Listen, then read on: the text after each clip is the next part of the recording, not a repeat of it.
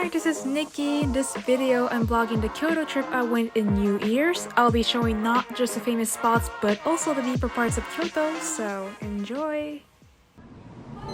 If you're going Kyoto from Tokyo, riding on the JR line bullet train, Shinkansen will be the fastest way.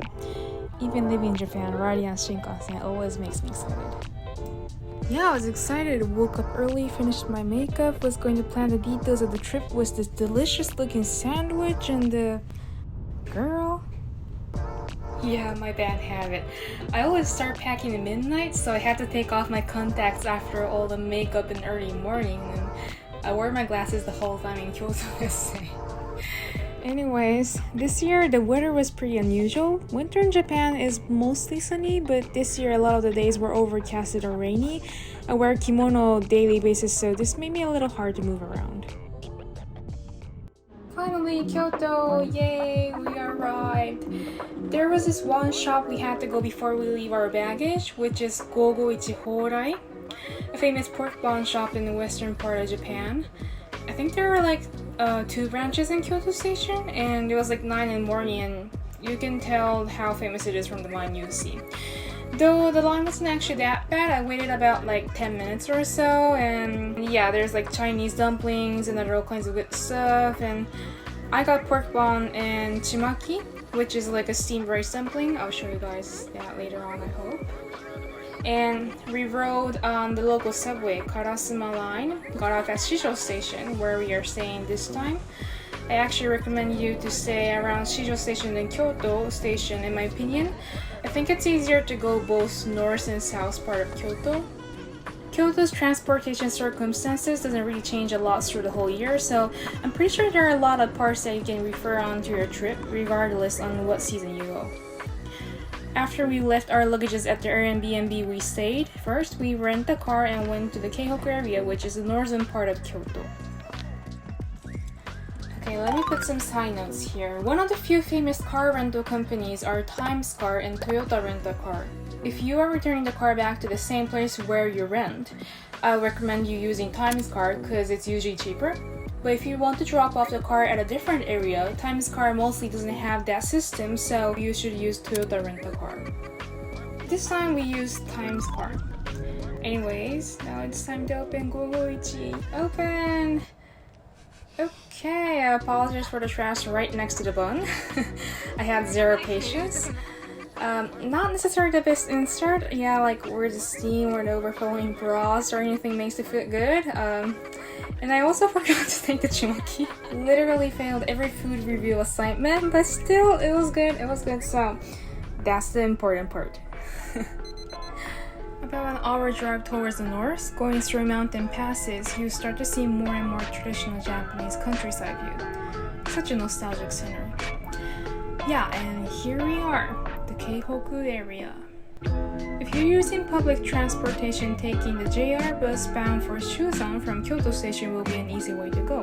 Though after you get off at Keihoku Godo Chosha-Mae, it will be an hour walk, or you need to arrange a taxi to the place where we are going first, so be honest, I recommend you renting a car. Entering the shrine area, you need to open a fence due to wildlife protection. And as you walk through the mystical cedar forest, here we are, the Kamo Shrine. Kamo Shrine is said to be over 1,000 years old, and 4 deities from other very famous shrines in Kyoto are enshrined.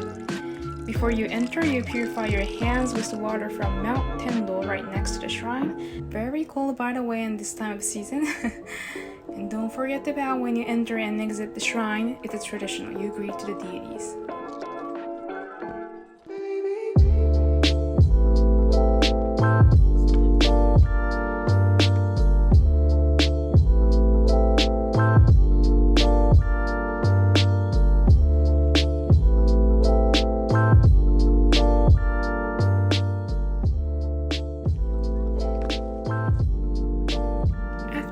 Shrine, we visited a few other temples nearby.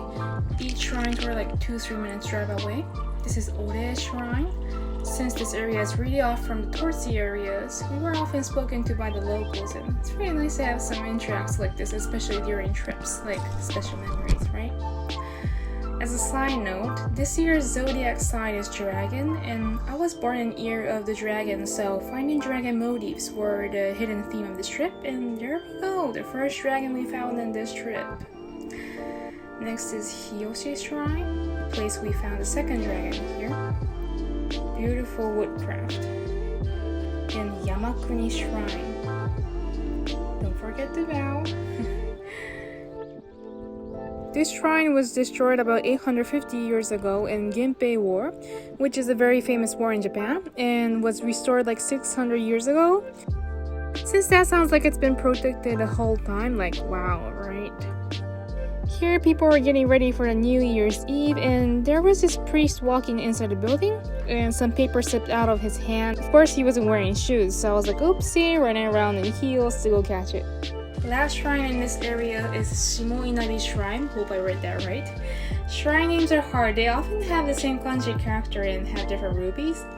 Here also people were getting ready for the New Year's Eve, and one of the locals were like, yo, you came just in the right time, and he explained us that they just repaired the shrine and they haven't painted yet. And this is actually kind of rare because Inari shrines worship the fox deity Inari, and most of these shrines are painted red. Famous one will be the Fushimi Inari Shrine in the southern part of Kyoto. So we were still able to smell the fresh scent of cypress, and yeah, we were lucky. Before we go to the next area, we came back near where the JR bus stops and stopped by the local sweet shop, Kameya Hiroki. This is actually one of the favorites when we came this area last time. This is our favorite Shuzan cookie. They use traditional Japanese sugar and it's like snowball cookies, but it has just a rich sweetness and it's so good. After charging up, next area we went is a very famous place in the northern part of Kyoto, Kifune Shrine. It was about an hour drive, I remember. Kifune Shrine is settled in 3 different spots, and this is the first spot, Hongu. And what you see right now is a very famous entrance of this shrine. Such a beautiful view. Kifune Shrine enshrines god of water and marriage tie. This is where the god is enshrined. Kifune is also famous for the origin of Ima. Ima is basically a plate of wood where you write your wishes and dedicate it to the shrine. Originally, people started dedicating horses to this Kifune Shrine, but it's low-key hard to find a horse and dedicate it now, obviously. So like this, now you hang it up inside a shrine. Like I said, Kifune settles in 3 different spots. Before the second place, you go through this another very nice small district. About a 7 minutes walk, there's the second building, Yui no Yashiro. And another 5 minutes walk, there's a third spot, Okumiya, which means the furthest shrine. On the way to Okumiya, there are 2 settlers that share the same route. They're like 1,000 years old. It's nicknamed Aioi tree, meaning partners or couples both having a long life. Inside Okumiya, there are other all kinds of motifs that connect the Kifune Shrine's theme, water and marriage tie. This is a cedar and a Japanese maple that merge, connecting to marriage tie. Or rocks stacked into shape of a boat. You can download English guides here, so if you have any interest, there will be tons of content. Another side note, on the way to the shrine, there are some very narrow streets, so using public transportation will be pretty handy too. If you ride on Keihan Eizan train bound for Kurama from Demachi-Yanagi Station, you can get off at Kifuneguchi Station, and from there you can directly go to Kifune Shrine area by bus. It's a major tourist spot, so the frequency is pretty good. After all the greetings, we stopped by Cafe Kifune Cosmetics and Gallery nearby the bus stop. They sell potteries and glasswares made by local artists and also serve green tea sweets. We got green tea and roasted green tea Mont Blanc pudding. Ooh, look at that wobbling! And yeah, that disappeared quick. After a full day, we came back to the city, entered a very old local soba restaurant we booked, Daitsuru. It was founded more than 100 years ago, and Daitsuru is about 5 minutes away from Karasuma Goike Station, and as you get nearby the restaurant, you could tell it just by the scent of the dashi stock, and oh dear, that smelled good. There were 48 seats, and you can use only cash, so watch out.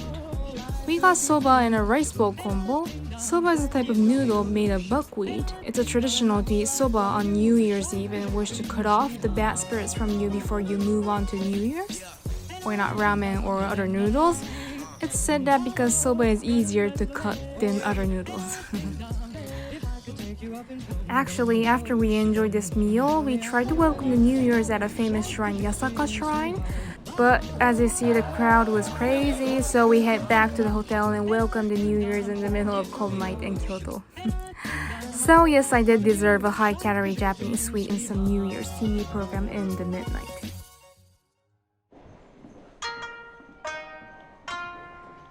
Second day, New Year's, yay! 明けましておめでとうございます。Since it's a special day, I wore a vintage furisode, a type of kimono you wear when you celebrate something. We rode on the train, got off at Shijo Kawaramachi Station, went to Aonigiri, a rice bowl shop. They usually sell nearby Ginkakuji, but this New Year's season, they do mobile vending using this traditional hand cart. Their theme is everything matters to timing, and they have a pretty random sales style, so you should check on their social media account. We got here around 10:30, and they had like 20 types of flavors, but already some of them were sold out. Here also you can only use cash. はい、ありがとうございます。いや、初めてです。ですよね。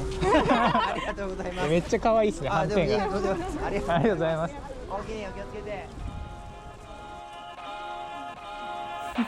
With the rice bowls, first shrine we went is Takiyo Shrine.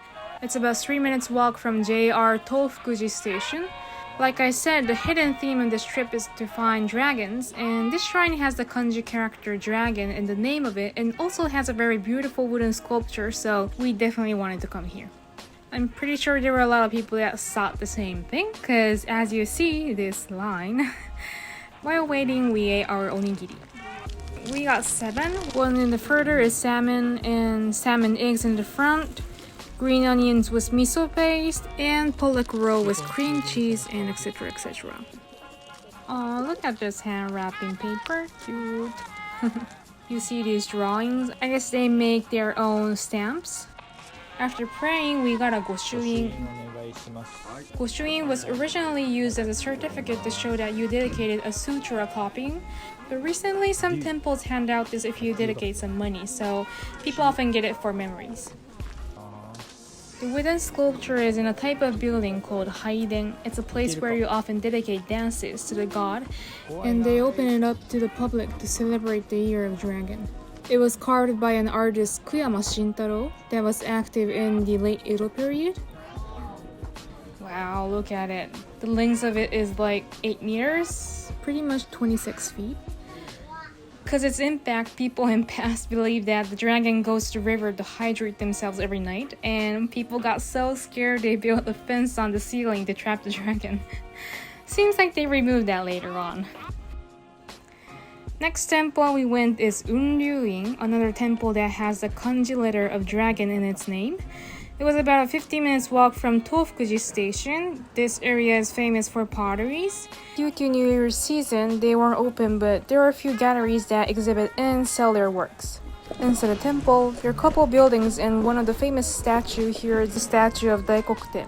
Daikokuten is a famous god of wealth in Japan. Here you can see the statue running, and it's a pretty rare style. Taking pictures or videos were prohibited, but if you like history or theology, I'm pretty sure you'll find it interesting. After applying for the goshuin, you see a dragon drawing in the main entrance. It's said that this dragon changes its facial expression depends on the angle you see. There were other interesting sights too. The garden was wonderful, nothing flashy, but every window framed all kinds of beauty of the garden, and you can see so many creativity. There was also suikin. You see that bamboo reach into the rock, right? If you bring your ear to this bamboo, you can hear the water dripping into the rock from the first bamboo. Because there's a special metal plate placed inside the rock, it almost sounds like a metal phone, and it's really relaxing. Before we move on, we have some Japanese green tea with Japanese traditional sweets. Here we got rice cake filled with red bean paste and roasted soybean powder sprinkled.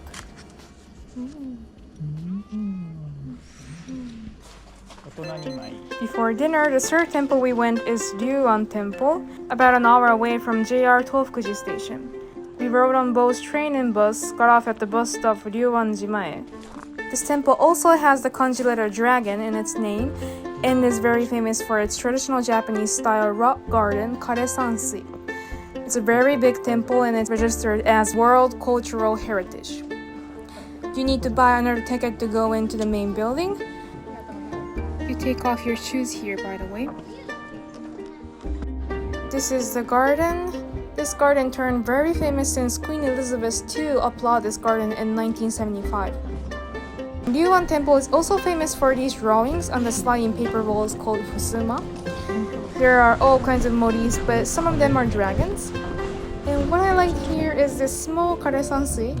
It's nearby the entrance and it's mainly for visually disabled people. They can touch, feel the garden and the mind and spirit. Isn't it pretty neat? I think it's really a nice way to approach. We came back to the Onshijo area. Before dinner, we swung by Yasaka Shrine to return all the amulets. About 10 minutes walk from the shrine, here we are, Tempura Endo Yasaka. We came here last New Year's too. This time we booked desk counter. Personally, I prefer the Zashiki counter more, the one we booked last time. It had more of a traditional Japanese kind of atmosphere and it was a bit quieter and relaxing. Didn't take any video, but let me do some slideshows of what we ate. I had my first sake this year. Of course, I chose Koku, the black dragon. And my favorite corn tempura. It's so good enjoying the sweet warm corn with some so literal perfection. Sea urchin wrapped in seaweed, perfect match with sake. In the finisher tempura rice ball. Heard that sound? No need for words, delicious. So this was our first half of New Year's Eve and New Year's trip. Next video I'll be showing you the second half, mainly after we move to Mie Prefecture, so wait for it. I hope you enjoyed our trip. If you liked our video, don't forget to hit the like button and the subscribe button, and leave us comments please too. See you next time. Bye!